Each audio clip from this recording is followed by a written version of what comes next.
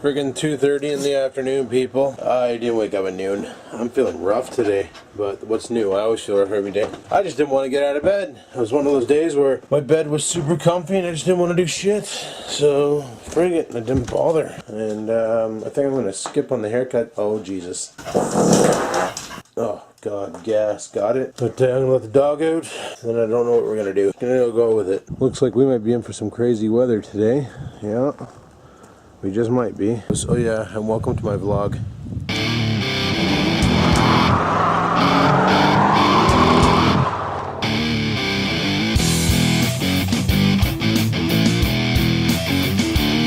Another one bites the dust, skitter-douche. Another one bites the dust, skitter-douche. Yeah, I killed another wasp. Frig 'em. Deserved it. Had it coming. Came at me and I swung. Oh, I needed a haircut big times today. Like big times. And I didn't get one. Frig sakes. Oh well, what can you do? I could try right now. It is 2:30 in the afternoon, people. Thought I just heard another bee. Just gotta start swinging again. We got no insurgents in here. If somebody would quit walking around panting.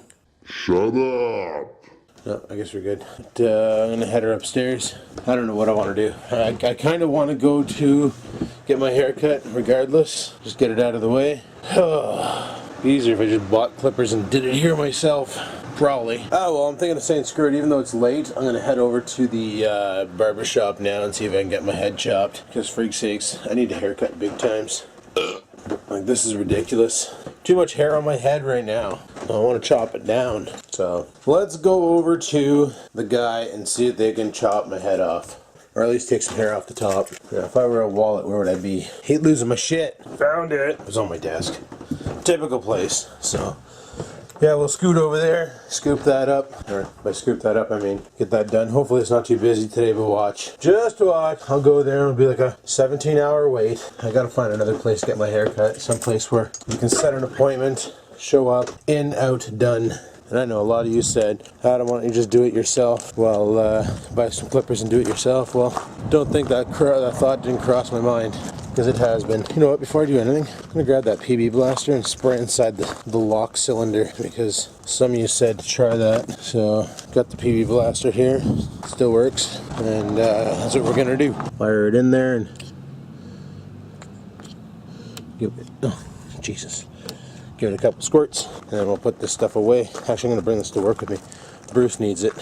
No, I'll grab a can of WD-40, frigate. So if you're in here, my lights don't want to turn on. But I think I have a little can of WD somewheres. And no, I don't. Well, I guess I'll grab the cap for the PB blaster and we'll bring that to work, I guess. Bruce's chair at work is squeaking like a son of a bitch. And of course, we don't have anything like any sort of lubrication or anything at work. You know, like WD-40 or PB blaster or anything like that. Oh, I can't wait to get my new door. That friggin' door in the garage is all warped as shit. But let's get the frig out of here and go get a haircut, maybe. Alrighty people, I'm gonna go try and get a haircut. Let's do this. Alrighty, this is my new haircut. Also people, the PB blaster worked nice in the lock mechanism. It seems to be actuating a lot faster now. Well, it's almost 3:30. I'm gonna head over to Sobeys and get a chicken dinner and then head off to work, so let's rock and roll. Alrighty, we got everything we need. Chicken dinner, haircut. I got my barbecue stuff that I needed from the dollar store, so without further ado, let's pitter patter and have at her, get the frig out of here and head to work. Like seriously, she's so freaking hot out right now, people. Brutal. But not a big deal. That's what summer does. I'm not even sure what time it is right now. I should probably check that. Oh, but I'm sweating like a watermelon in the sun. 3:36. Plenty of time to get to work. Okay. Get the hell out of here. Get the hell out of here. Let's go do that working shit. That working thing.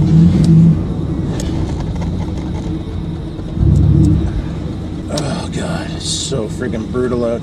Man, I went into Sobeys and it's completely different now. They completely moved everything around and now they got those self-checkouts where you don't have to freaking talk to a person. You just go up, scan your own items, stick your debit card in and walk away. It's like one person running 4 checkout tills, which was nice, you know, but I never used it. I used it once over at a Canadian Tire. And it's convenient and all, but I'm with Dad, it takes away jobs. Because if it's all self-checkout, you know, one person running the cashiers of 4, That's taking away jobs. That's like at Dad's work. Now they have robots that can do the jobs of the men. So instead of running a CNC, they can have this, because it's pretty monotonous work. Like, you basically, only time you need human interaction is when, like, say your machine jams up or something, and then you got to maintain it. But other than that, all it is, you know, insert rod, lock it in place, press button, and then the CNC does the work. And then once it's done, you take the rod out, measure it for tolerance, and then flip it and do the other side. Press button and go. So now they have robots at their work, and these robots, basically it takes like one person can run 4 CNCs. Instead of having 4 people hired, now they got like mechanical stuff doing the job. So that's less people needed, less jobs out, right? So I gotta get away from this bus. Fucking thing's so loud. Come on, bud, take the fucking corner. Jesus Christ. Fucking people don't know how to turn. They just slow right the cock down and then creep it. But you gotta ask yourself, is the robotic age gonna take away jobs from people? It's already started, people. It's already started.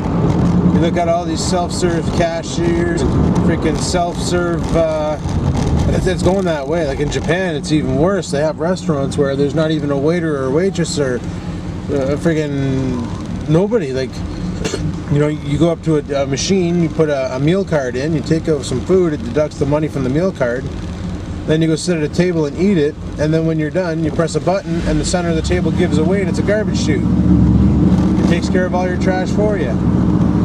And there's nobody in that restaurant. And maybe there's like 1 or 2 people running the place, and all they're doing is just, you know, there in case something goes wrong so they can call in the right maintenance guy. So yeah, the robotic age is definitely taking away jobs from people.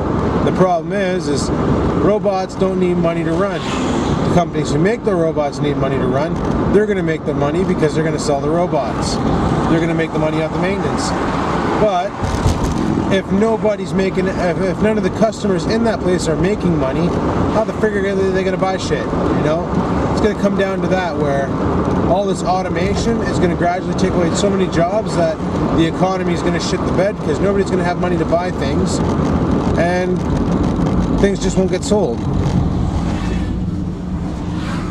And honestly, I saw a video last night of this automated car. They have a couple of them in California, where they can drive, you punch in a GPS destination and the car will take you there, and it has sensors and all sorts of equipment all over it, so it can actually see the road, and it knows how to drive, and it knows the speed limits and all that, and you can just sit back, relax. You can have a sleep while your car is driving, it doesn't matter. And I don't like that, because I fix computers every day. I know they can bugger up. So that's all you need to be doing, is driving along, and you have no friggin' manual control over this vehicle. And all of a sudden the computer decides to friggin' divide by 0 or some shit, shits the bed, mats the throttle, cranks the wheel, and next thing you know, you're in some gully somewhere dead. Because your computer frigged up. Well, hell, look at the whole throttle control system. Toyota had that problem. GM had the problem with the fly-by-wire steering wheel.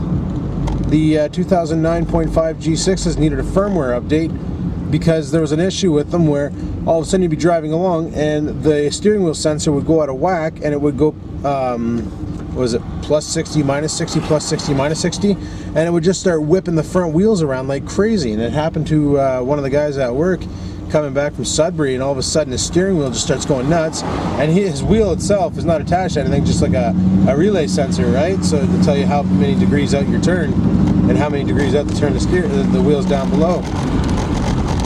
And his car just went nuts. All he did to fix it was he shut it off, waited 10 minutes, turned it back on, and the steering was fine. Then he brought it into GM, and they're like, oh yeah, by the way, there's a recall on this. It was a silent recall. And that's what I find funny, a silent recall. The difference between a recall and a silent recall is, a silent recall, they only worry about it if you come in and report the problem. A real recall is where the item has caused so much damage that the lawsuits overweigh the price to repair it, and that's when they contact all the owners of said vehicle and recall them. But a silent one's like, well, not too many people have had the problem. It is a critical problem. It has killed some, but the lawsuits still do not outweigh the cost of repairs. So unless people come in and complain about the problem, we'll just ignore it and not fix it for free. Like, that is freaking crooked. Like, we're trusting our lives in the hands of these automotive makers, and they're pulling boners like this. Like, are you friggin' for real right now? But that's the world we live in, eh? That be the world we live in, people.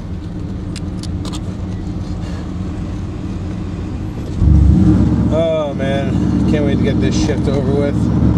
I'm prime today, I'm prime on Friday, because I can't trust the other guy to be prime that's going to be working with me. So I'm prime today, I'm prime Friday, and then off Saturday, Sunday, Monday, 3-day weekend, woo! And on Friday I gotta work 2 to 10. Son of a bitch. Son of a bitch. Ah well, let's get this shite over with, and then we can go home and scrap the floppy puppy whoopie out and just chillax for the night. I am feeling just way out of it. Haven't had a coffee today or a gung ho or anything. My body is just like, it wants to crash because of this heat. I don't handle the extreme heat well, people. That's why I couldn't handle it in the deep south of the US. Chatting with some of the people there from Louisiana and that, where it's like 101 Fahrenheit, and I'm like, are you serious? How the frig do you not die? Okay, so we're here. Let's lock this car up and head her inside and get this shift over with. Alright people, peace the frig out. Well, it's friggin' 8 o'clock lunchtime. Well, not 8 o'clock, 8:45 lunchtime. Yeah, I had to take a late lunch today because things got a little changed around and things, and people needed times off at different times for things, and so I took the Uber late lunch, so 8:45 to 9:30. So it's not too bad, not too bad. I don't mind it. You know, you go for a little bit of a later lunch and frig it, you know? Not that big of a deal. Well, it's been pretty chaotic today. Not a big deal, though. It's the name of the job. It's been kind of hectic, actually. All the craziness on the islands up north. A lot of Americans purchased islands in the Muggy region, and they basically move up there for the summer and then frig off back south for the winter, right? And so they got their cottages and their phones and all that. And sometimes things break, and then they're right dicked. So speaking of right dicked, Adrian's here at the 0042. Look at him. Look at him. Look at him. Are you looking? It's at the 0042.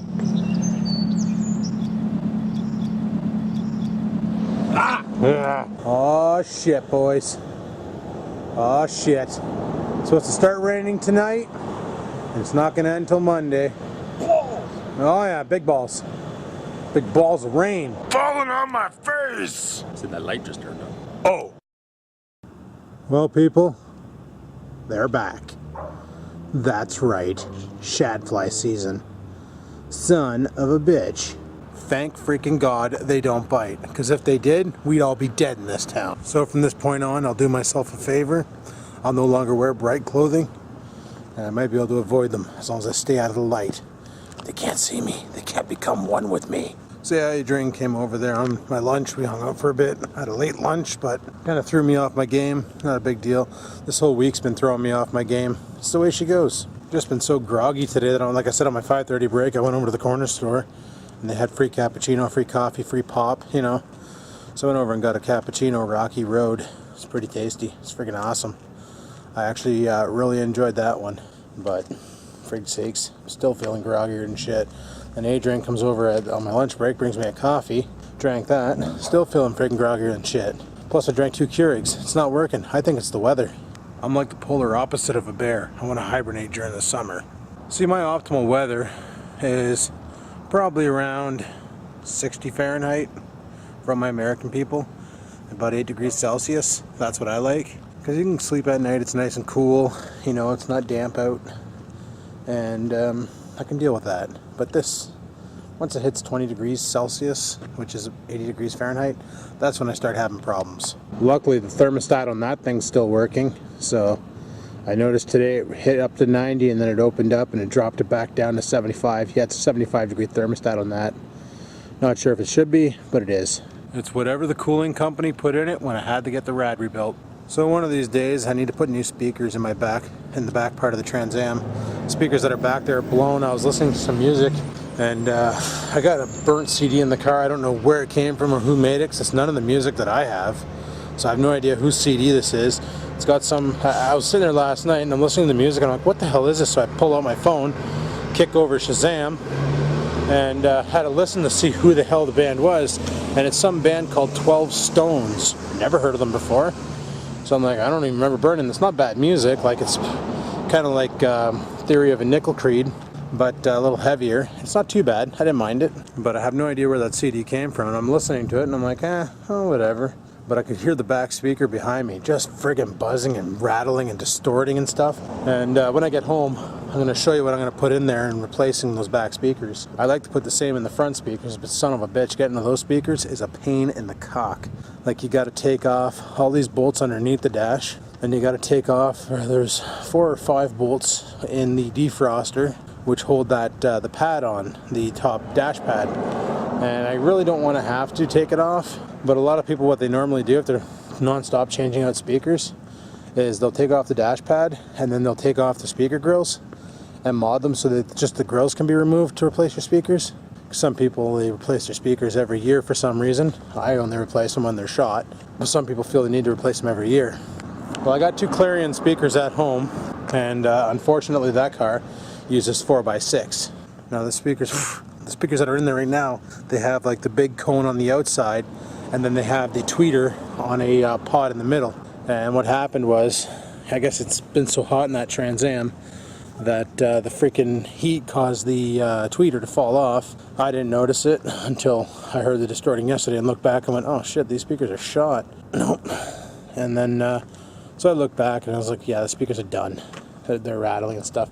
So I directed most of the sound to the front speakers. And it sounds like shit, obviously, without a sub. I need to go into the deck and turn off sub controls and redirect the bass back to the speakers and turn off the low pass filter. And for that matter, turn off the high pass filter.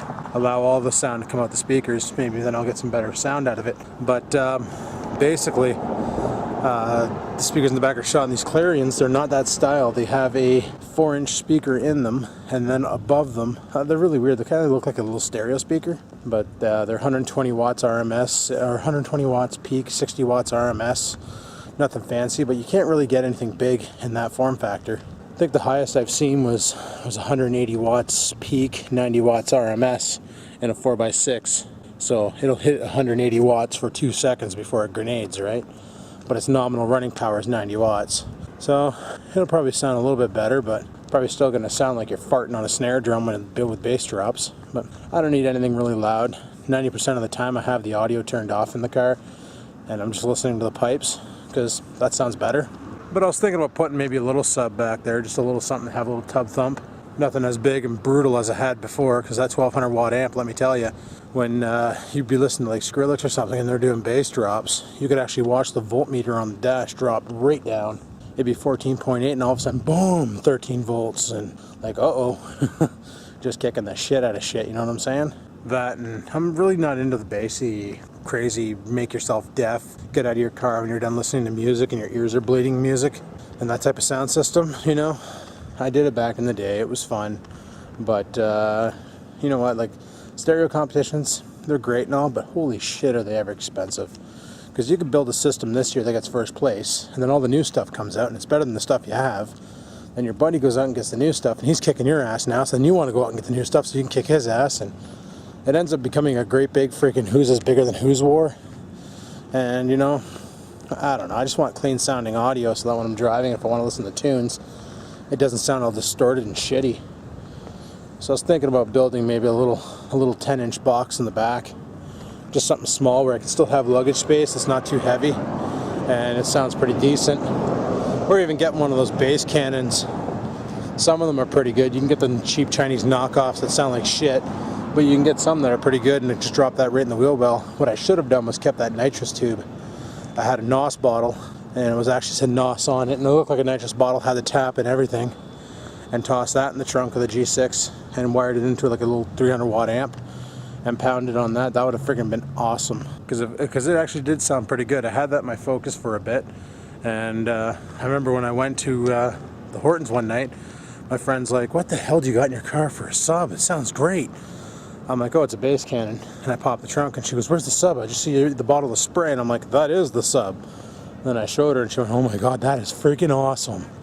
I'm like, yeah, it's not too bad. Not too bad. And it sounded pretty clean, I do admit. Well, anyway, people, my break's over. When I go home, I'll show you the speakers I'm going to throw in the car.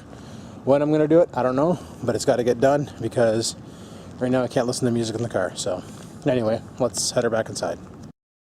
Alrighty people, it's friggin' midnight. It's time to head her home and let Scruffy out, and then I'm gonna go for coffee with Rex 4x4. So let's pitter patter and have at her. Alrighty, well I'm home now, but I'm gonna be heading back out. Just let the dog out for a shit, and we're gonna head off to the Hortons. And when I get back, I'll show you those speakers. Frig yeah. Alrighty people, I'm back from coffee with Rex 4x4. I'm gonna show you what I got from the dollar store here. So I bought a barbecue brush, one of these jobbies with the scraper. You want it? Can't have it. And really fucking kangaroo dog, Jesus, really, you done? Nope. Anyway, so I bought one of these, got the scraper guy on the end and the brushes and stuff, and I bought these barbecue tongs. Really, I don't know what the fuck I'm gonna do with you, you little nutter. You're just off your damn rocker. Dude, they're friggin' tongs. Look, they're tongs. You want them?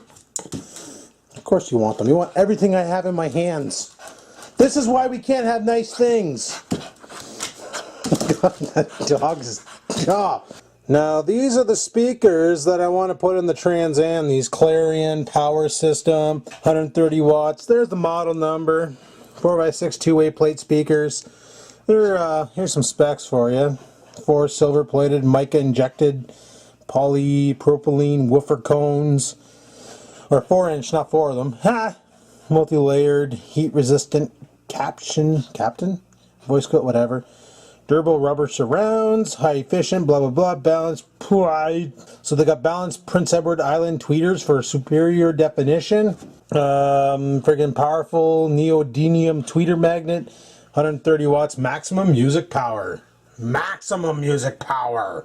I'll show you them. So that's basically what they look like. So you got your driver and then you got your tweeter and Jesus, I forgot that's a magnet underneath. So there you go, 130 watts, nothing fancy.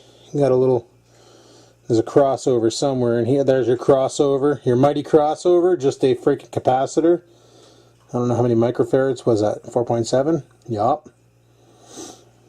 So that's your nice crossover, so the tweeter gets some juice and the frickin' speaker takes the rest, and it oots, oots, oots, oots all in your face. So I'm going to put those in my Trans Am, and that should replace those blown pieces of shit in the back. Should be awesome, I think. What's funny is I've had those speakers since before I even owned this house. I bought them back when I lived at my parents' place off of Fleabay for like a couple bucks. I don't even remember how much, because everybody on the audio forums who had the what they call performance audio system in their 88 Trans Am. You ever seen the performance audio system? I've done a video on this in the past on Skaven. I didn't really talk about it much on the this channel, and the videos are gone off Skaven anyway. I don't even know why that channel is still live, but it is. Basically, what it is back in the day, the Trans Ams came with 2 options for rear speakers. Either 2 4x6s, or sorry, 2 6x9s, or they came with 2 4x6s in the back and 2 4-inch subwoofers. Yes, 4-inch subwoofers. On the dash, there is a button with a music note. When you press the button, right beside it, there's a gain controller. What that is that turns on the subs in the back, and then the gain controller will initiate those subs, and you can control how loud they pound. Now, when I had the original head unit in there, the AM/FM radio worked, the tape deck didn't work, and there was a tape wedged in it, and the friggin' deck ate the tape, so it shit the bed. But it would produce not too bad quality sound. Fuck, she's hot down here. Crack some windows, let some air in. Let a little bit of cool air in. But back in the day, like, I'm assuming it pounded pretty good. Wow, that's quite the airflow coming in there now. This is beautiful. I'm really gonna crack these open.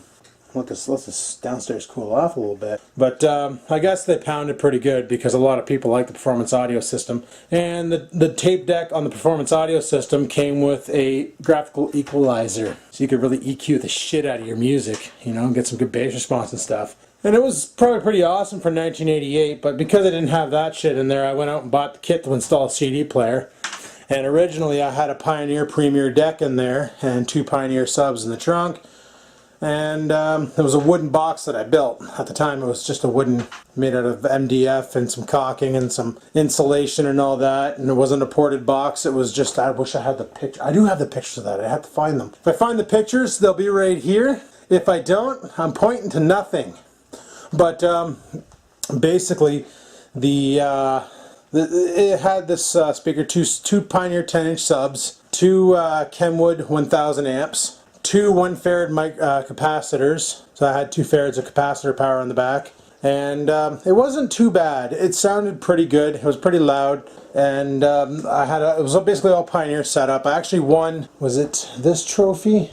It might have been this trophy here that I won for, yeah, 2005 definitely, installation integrity. I won this trophy here with that Trans Am, with that audio setup, which wasn't too bad.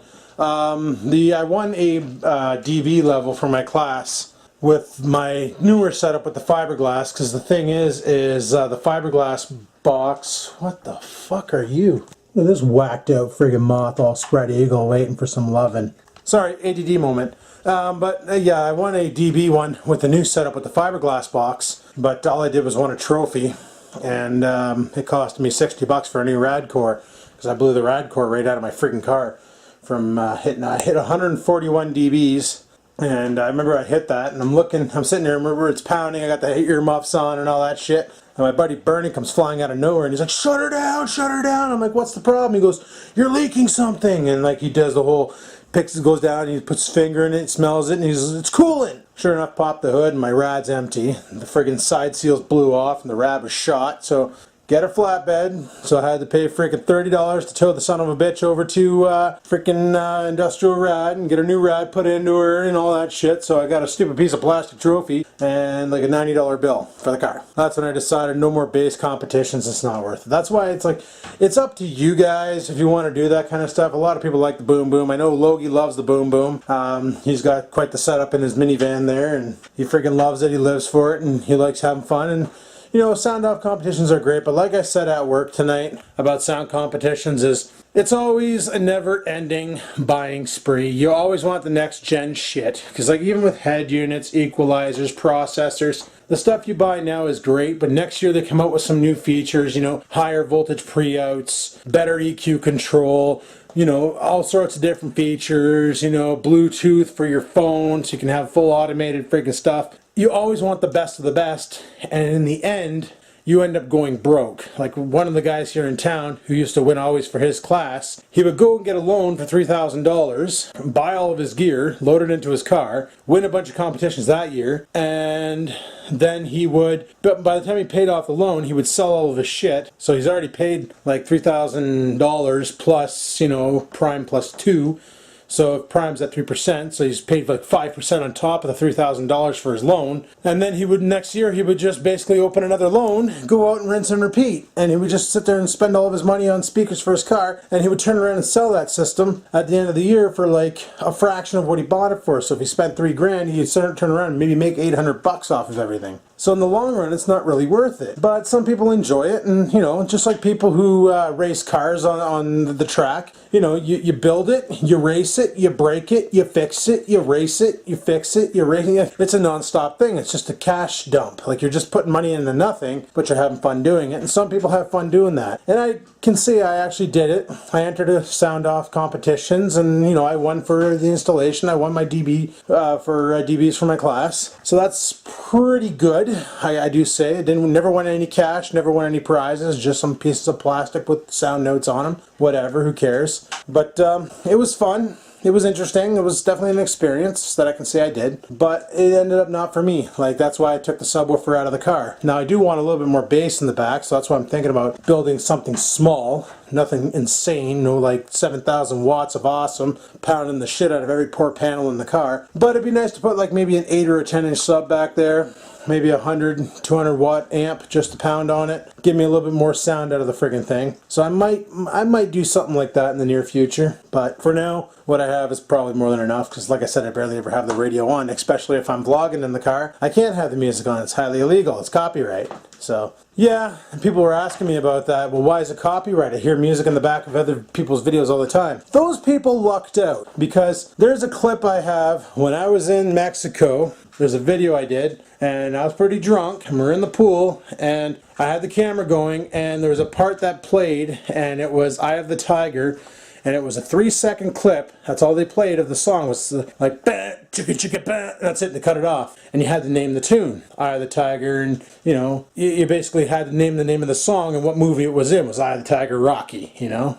Pretty much every Rocky video had Eye of the Tiger in it. So, because of that little 3-second clip that got picked up by the analytics server, the video basically got muted in the USA.